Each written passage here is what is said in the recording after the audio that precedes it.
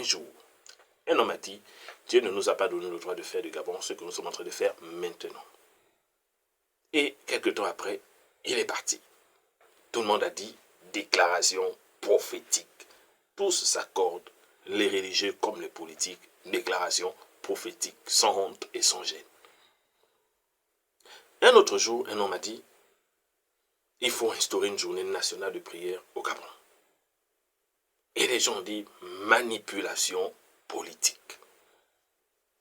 On ne sait pas jusqu'à ce jour si c'est une manipulation politique ou une intention prophétique. Mais une chose est sûre, j'ai l'impression que la parole des morts a plus de valeur que celle d'un vivant. Et après on dit, aimons-nous vivants. Nous sommes dans la deuxième saison des lettres matinales d'exhortation et ce matin, nous allons parler de aimons-nous vivants. Si c'est une intention prophétique, il faut bien qu'on sache d'où elle vient.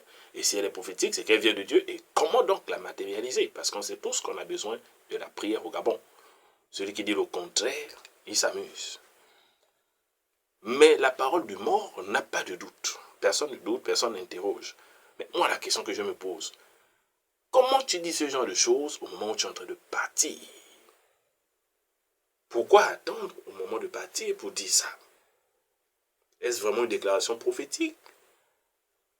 Ou une convoitise jalouse? Parce que tu as fini, le temps que Dieu t'a donné est fini, et d'autres vont rester à jouir de ce que tu as joué pendant longtemps. C'est-à-dire quelqu'un d'autre va manger à ta place, à ta table.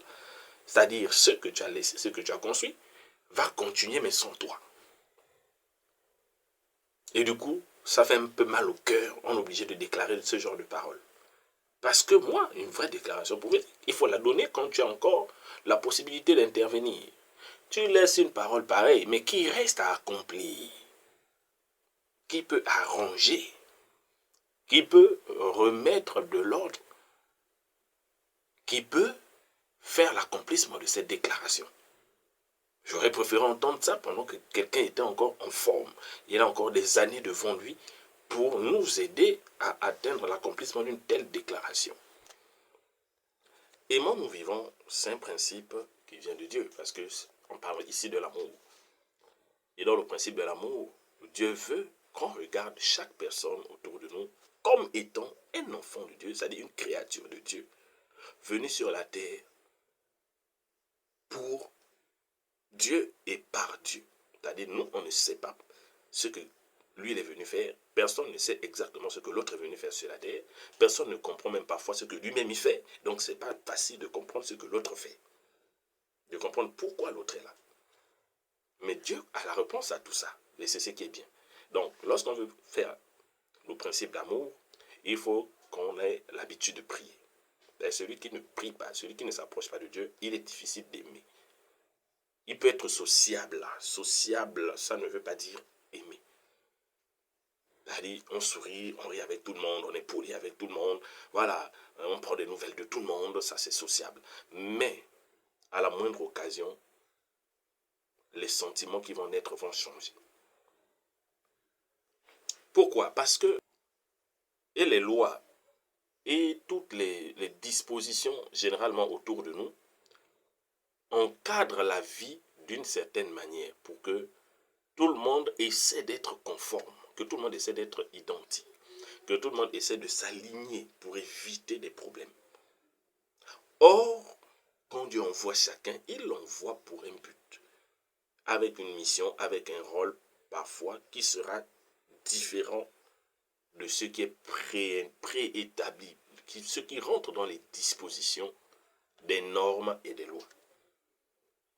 Si quelqu'un n'accepte pas ça, il sera difficile d'aimer tout le monde. Il sera difficile d'aimer quelqu'un autour de lui qui sera différent. Aimer quelqu'un vivant, qu'est-ce que ça implique? En fait, il faut que tu sois capable de lui faire confiance. Aimer quelqu'un, c'est croire en lui. C'est lui faire confiance en sachant que il y a la main de Dieu qui est sur lui et qui peut l'utiliser à tout moment pour quelque chose de grand. Si tu ne penses pas à quelqu'un comme ça veut dire que tu ne l'aimes pas. Parce que le jour où la main de Dieu sur lui va commencer à faire des bonnes choses, c'est toi qui vas aller dormir à la rivière, autour d'une rivière, pour le détruire. C'est ce qu'on appelle maintenant la sorcellerie. Et dans l'une des lettres matinales où je parlais des problèmes de l'Afrique, j'ai parlé de la sorcellerie. C'est-à-dire la personne qui prétendait t'aimer, c'est le jour où il sent que la main de Dieu commence à te distinguer, à mettre une différence entre toi et lui. C'est lui le premier à dire, il se prend pour qui? Non, mais je connais ce type. Non, mais je connais cette femme. Non, je connais. Oh, il est né là-bas, il a grandi là-bas. Je connais. Oh, on connaît ses choses, on connaît ses exploits, on connaît ses bêtises. C'est-à-dire la personne va te montrer qu'il t'a jamais aimé. Donc, il va dévoiler toutes les choses qui sont censées faire l'inverse de la gloire que Dieu est en train de mettre sur ta vie. C'est pour vous dire que aimer quelqu'un vivant, c'est pas à la bouche qu'on nous dit. Il faut croire en la personne en sachant que Dieu doit se servir de cette personne tôt ou tard. Deuxième chose, il faut être assez vigilant, sachant également que le diable peut intervenir dans la vie de la personne. C'est-à-dire le diable peut se saisir de lui pour le détruire. Et donc, si tu aimes quelqu'un, tu dois être assez vigilant pour lui donner un conseil quand tu sens que le diable veut traverser quelque part. Quand tu sens que le diable veut opérer quelque part, il faut que tu sois assez vigilant pour lui dire attention. Et la troisième dimension de l'amour, c'est être prêt à encourager, à participer lorsque Dieu voudra se servir de la personne. C'est-à-dire quand Dieu veut se servir de quelqu'un et que tu peux contribuer et que tu peux faire quelque chose pour favoriser la bonne chose que Dieu est en train de faire, il faut que tu sois capable de le faire. C'est-à-dire il faut que tu te sentes libre, tu te sentes prêt à l'accompagner vers son succès. Voilà également la troisième chose qu'on appelle aimer quelqu'un. Est-ce que tu es capable de croire en quelqu'un? C'est-à-dire, peu importe ce que la personne est pour toi, peu importe ce que la personne t'a fait un jour, est-ce que tu es capable de croire que Dieu peut faire des grandes choses avec ces personnes? Ça peut être dans le cadre familial. Dieu peut avoir des projets pour chaque personne dans la famille. Mais si tu n'es pas capable de croire aux gens autour de toi, même dans ta propre famille, le jour où Dieu voudra les élever, tu vas commencer à trouver ça normal. Alors que quand Dieu élève quelqu'un, c'est pour bénir les autres, c'est pour délivrer les autres, c'est pour faire quelque chose, c'est pour répandre une bonne saison sur plusieurs. Dieu a besoin de quelqu'un pour être la clé d'un problème. Dieu a utilisé Noé dans son temps. Dieu a utilisé Moïse pour délivrer tout un peuple. Dieu a utilisé Josué. Donc il y a beaucoup d'exemples dans la Bible, mais ces exemples ne sont plus au milieu de nous. Voilà par contre là où parfois la loi ou la Bible peut être un voile pour quelqu'un. C'est-à-dire, on célèbre beaucoup, on cite beaucoup des acteurs qui ne peuvent plus rien faire pour nous. En fait, là, on est dans aimons-nous morts. Ah, c'est pas aimons-nous vivants, là, c'est aimons-nous morts. On aime ceux qui sont déjà morts. Et d'ailleurs, c'est le jour de la mort même que les gens viennent pour quelqu'un qui les énerve. C'est-à-dire, c'est là qu'ils viennent quand même essayer de témoigner qu'ils aimaient, ils font semblant et tout ça. Donc, c'est aimons-nous morts. Les gens qui citent Moïse jusqu'à aujourd'hui, je suis sûr que si c'était à l'époque de Moïse, ils auraient été les premiers à dire le gars est flou. Le gars est flou, il vient pour nous tendre un piège. Pour ceux qui étaient à l'époque de Jésus, même que nous citons aujourd'hui, beaucoup parmi nous qui sommes chrétiens auraient dit le gars est flou. Il se prend pour qui? Beaucoup ont réagi comme ça et c'était même normal, c'était humain. Il se prend pour qui? Nous, on aime Moïse qui est mort depuis. C'était notre ancêtre. Ils aimaient Jacob, Moïse. Ils sont morts. Mais le vivant là, le vivant qui est devant nous, il est prétentieux, il est bizarre. Donc, les acteurs que nous citons dans la Bible, qui sont déjà partis, qui ne sont plus là, ne peuvent plus rien pour nous. C'est la vérité qu'on doit se dire. Donc, quand Dieu veut faire des choses dans notre période, dans notre génération, il faut bien qu'on regarde autour de nous. La solution doit venir de quelque part, de quelqu'un. Et ce quelqu'un, c'est peut-être la personne que tu n'aimes pas. C'est-à-dire, c'est pas Dieu, c'est pas toi qui choisis, c'est Dieu qui connaît la fonction de chaque personne. C'est Dieu qui connaît la fonction et la nature actuelle de chaque personne. Et Dieu connaît les projets qu'il a formés sur certains d'entre nous. Et tu ne peux pas stopper ça. Donc si tu n'aimes pas quelqu'un pendant qu'il est vivant, la personne risque de devenir ta pierre d'achoppement, c'est-à-dire ton obstacle, ton point de chute. La personne risque de donner en toi l'accès à Satan, quand Dieu va commencer à l'utiliser. En fait, aimons-nous vivants, c'est carrément une obligation. Si tu veux vivre joyeux, tu veux vivre en paix, il faut aimer les gens vivants. Aujourd'hui, quelqu'un fait le contraire de ce que tu penses et demain, il va changer complètement. Ça arrive. Un homme peut changer du jour au lendemain. Celui qui te persécutait devient celui qui t'aide. C'est ça, aimons-nous vivants. Paul a persécuté l'Église, a persécuté les croyants. Après, il est devenu l'un de leurs meilleurs leaders. C'est-à-dire celui-même qui est passé devant. Ça aurait pu être bizarre, mais c'est comme ça que Dieu opère. Non, mais entre nous, est-ce que vous pensez que c'est facile pour quelqu'un d'un certain rang, quelqu'un qui a atteint un certain niveau de responsabilité, dans un pays comme le Gabon, de déclarer devant la foule qu'il faut qu'on prie, parler de la prière ouvertement et publiquement, quand on sait que même des chrétiens, dans leur lieu de travail, n'ont pas le courage de parler de la prière, n'ont même pas le courage d'afficher le caractère de leur religion. Lorsqu'on sait que les sujets les mieux appréciés dans ce pays, il faut parler d'alcoolisme. Là, tu as des gens qui vont rentrer dans la discussion avec toi avec tout le sourire. Il faut parler de la sexualité, de la perversion. Là, les gens vont rentrer avec des éclats et des rires. Il faut parler de la politique. Les gens vont rentrer avec toutes les émotions. Et il faut parler du football. Les gens vont rentrer avec beaucoup d'engouement. Voilà les sujets qui sont publiquement acceptés, autorisés et libres. C'est-à-dire celui qui les aborde a toute la fierté. Mais personne n'a la fierté de parler de la prière au Gabon. Et après on dit, on veut que Dieu nous délivre. Lorsque quelqu'un annonce une intention prophétique, il faut bien y croire tant qu'il est vivant. Parce que lui-même, il sera là pour accomplir ce qu'il a dit. Lui-même, il est là.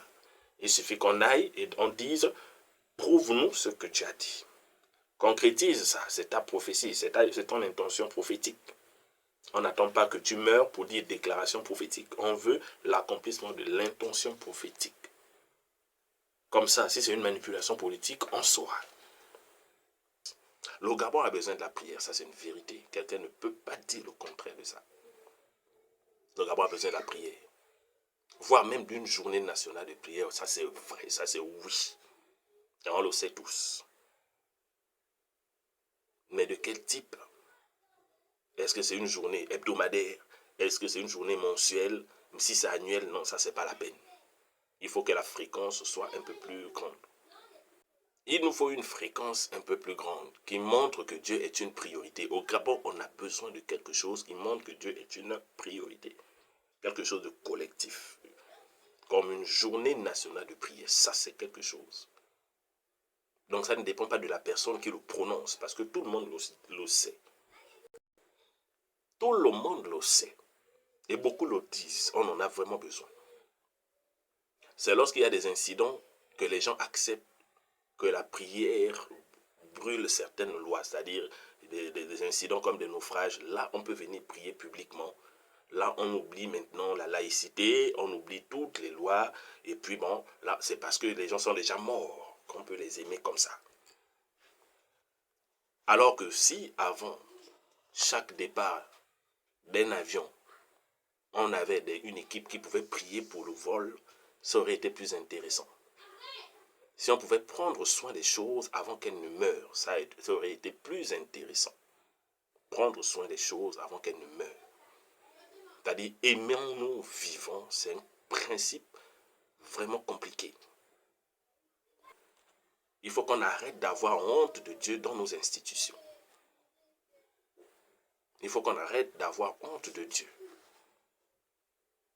Il faut qu'on donne l'accès à la prière avant les incidents. Avant que les incidents ne se produisent. Il faut qu'on autorise la prière parce qu'on sait que la main de Dieu, c'est la seule qui nous maintient en vie. C'est elle qui maintient les avions dans l'air. C'est elle qui maintient les bateaux sur l'eau. C'est elle qui maintient les immeubles debout. C'est elle qui maintient tout et qui empêche les catastrophes. Donc, si on n'est pas capable de mettre Dieu au devant On n'est pas capable d'exposer la prière dans une nation, c'est-à-dire de l'exposer sans la moindre honte. À partir de ce moment, on peut être sûr que Dieu sera fier de nous. Donc, aimons-nous vivants. Et ne tirons pas sur tout le monde, parce que tous ceux qui sont vivants et qui se débattent pour trouver des solutions, on est tous pareils. On subit des problèmes que d'autres ont laissés. On n'a pas créé ces problèmes. Si quelqu'un dit que la nation a besoin de la prière, parce qu'il sait qu'il y a des problèmes qui le dépassent. Il n'a pas créé ces problèmes, il les a trouvés. Parfois, ceux qui ont créé ces problèmes sont déjà morts, ils sont partis, ils nous ont laissés avec le problème. Et quand un problème te dépasse, tu ne peux rien. Il y a des problèmes qui ont déjà mis tellement de temps, qui sont déjà dans les germes de plusieurs, qui sont prêts à te faire du mal. On a besoin de prier pour les hommes qui sont encore vivants et qui ont des bonnes intentions. C'est-à-dire, ça peut être la main de Dieu qui agit derrière la personne, et la personne a besoin de ta prière, pas de ta condamnation. Donc, aimons-nous vivants, c'est la saison prophétique du Gabon. Mais il faut qu'il y ait un type de comportement collectif, il faut qu'il y ait un type de connaissance collective qui va donner place à l'accomplissement de la prophétie et non pas du jugement. Que le Seigneur te bénisse et partage si tu as envie que quelqu'un d'autre écoute ces choses.